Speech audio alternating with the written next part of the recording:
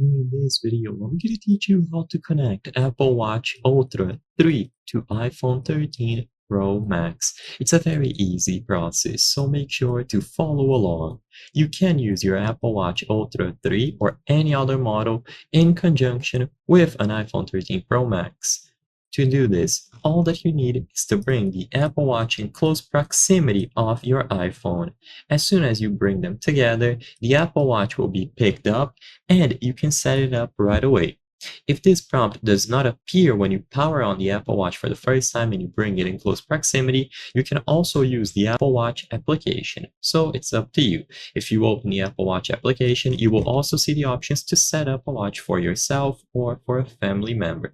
Either way, once you have access to this button here, set up for myself, you select it, and now you will have to scan this symbol or this pattern that appears on your Apple Watch. This essentially is a QR code, so all that you have to do is position your Apple Watch in view of your iPhone camera.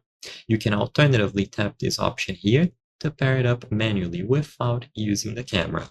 Once you have that pattern framed like this, it will be scanned and the Apple Watch will be set up in conjunction with your iPhone. To use all of the functions available on the Apple Watch, including the different applications, it must be connected to an iPhone. If you go far away, some features will not be available, but you can still use basic functions.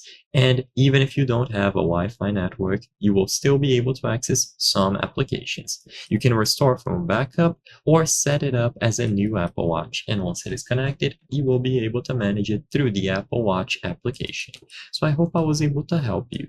If this video helped you, consider subscribing. As you can see, according to our channel metrics, 83% of the people watching our videos are not subscribed. By subscribing, you can help us make higher quality videos. Thank you for watching, and I'll see you on the next one.